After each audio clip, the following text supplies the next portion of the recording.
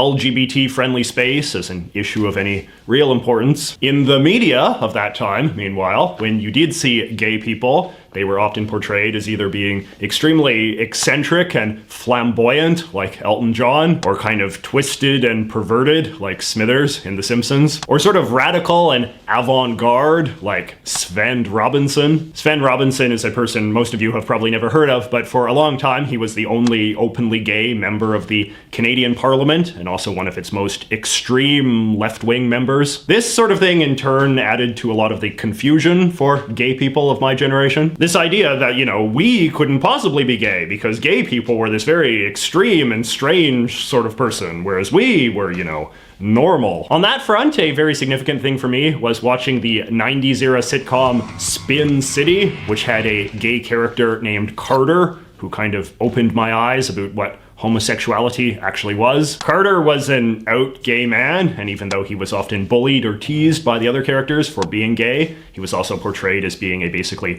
normal person, except that he dated men instead of women. At the time, TV characters like Carter were often considered controversial because of the way they normalized homosexuality, which I guess was true because he certainly helped normalize it for me. Anyway, by the time I got to college in the early 2000s, it was clear that things were changing. By that point, I knew that I was gay and I was relatively open about it, and it wasn't that big of a deal to anyone. This was also around the time that the big global debate over gay marriage really took off, which kind of marked the definitive end of anybody's ability to treat the existence of homosexual people as this big taboo. Today, of course, there are still people with anti-gay attitudes all across this continent, but what is really remarkable to me is just how vastly more accepting our culture is overall. The thing I always find myself coming back to is just the fact that kids today are given so much more accurate, neutral information about what being gay means than they ever were in my day, and just how much confusion and even trauma that must spare them as a result. On a related note, let us now talk about changing norms of offensiveness. This one is really interesting to me because I feel like I grew up at a time when worrying about offensive things was a big part of the culture, but also a time when the standards of offensiveness were really quite different from what they are today. Perhaps the best example is The Simpsons. The Simpsons was this hugely controversial show when I was a kid, and many people of my generation will have memories of either not being allowed to watch it, or at least having friends whose parents wouldn't allow them to watch it. What is particularly quaint about this is that the maximum controversy over The Simpsons occurred during its earliest seasons, which, as I discussed in a recent award-winning video, were also the show's most square and conservative years. A time when every episode of the show went out of its way to have morals and a happy ending and all of that. But in those days, a lot of parents were very worried about aspects of the show that seem very strange to be bothered by now, like Bart being disrespectful, or Homer being a bad father. Disrespect, in particular, is a kind of strange sin we don't really think about much these days. I remember there was this Super Nintendo basketball game called NBA Jam, and if you entered a secret code, you could play as President Clinton. This was considered very thrillingly naughty to us kids at the time, and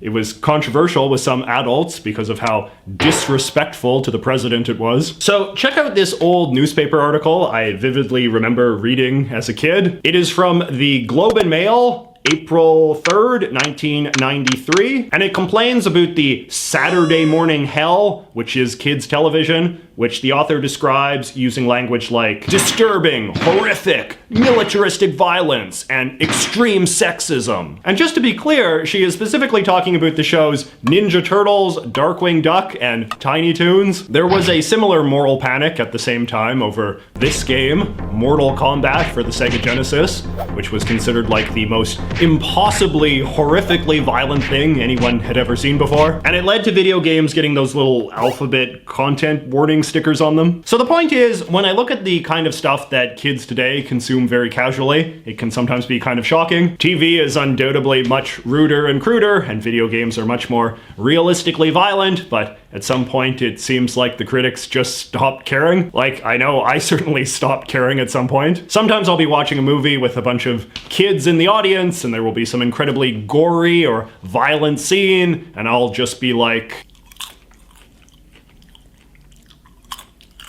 And then only later will I think like, that scene probably would have made people literally explode with shock and outrage 30 years ago. One thing that will never stop being weird to me, however, is all of these poop-themed toys that they sell these days. Poop plushies and poop board games and poop floaties for the pool, even poop candies. When I was young, poop was like the ultimate taboo. Even the grossest gross-out show in the world would never so much as talk about it. But now there's a whole line of poop dollies, so I guess that battle was lost.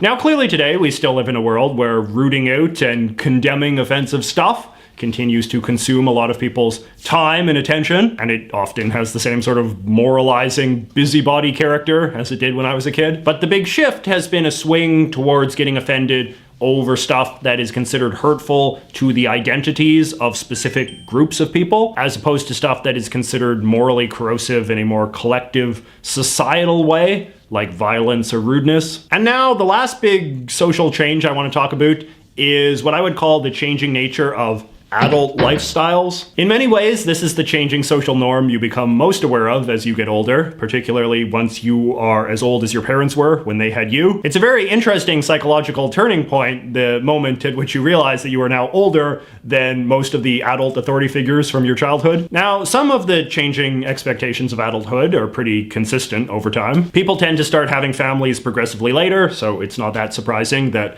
I have friends who are only getting married or having kids in their mid-30s when their grandparents would have done so in their early 20s. But some of the other differences are a bit more striking and unexpected, like for example, the way that adults look these days. When I was young, there was a much starker difference between how adults dressed and how kids or teenagers dressed. Adults didn't wear t-shirts very much, for instance. Even if you look at a photo of super casual young adults hanging out in like the late 80s or early 90s, like say this photo of the Simpsons writer's room from 1992, you can see that pretty much everybody's wearing a collared shirt of some form. Or watch a show like Seinfeld or even Friends and notice how rarely any of the 30-year-old characters wear a t-shirt in that. I remember when I was in high school, we once had this very young student teacher come in and he was wearing a t-shirt, and I thought that that was a kind of edgy thing for a teacher to be doing. The degree that tattoos have become common is another big thing. I have very strong memories of always being sort of scared and excited when I saw a person with tattoos as a child, because in those days, having tattoos was still considered a sign that you were some sort of real tough guy, like a biker or an ex-con. But of course, now every random guy at the coffee shop has those full sleeves,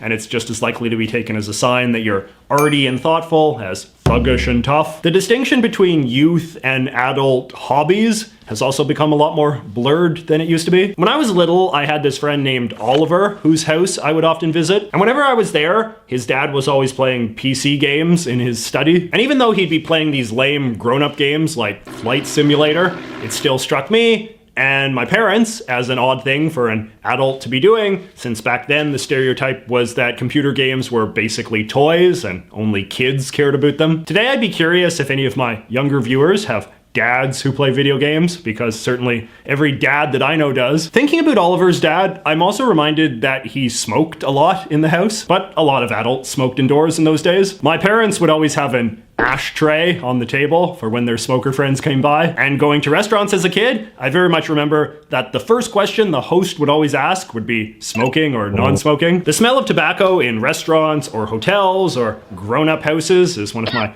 dominant childhood sense memories to this day. It's really quite remarkable the degree to which indoor smoking has been almost completely eradicated from modern society, which is in large part due to the fact that my generation was so successfully propagandized against smoking in general. But anyway, those are just a few examples of how society has changed in my lifetime. I'm really excited to hear how you think that social values have changed within your lifetimes. Give me some personal anecdotes or examples in the comments below, and I will see you next week.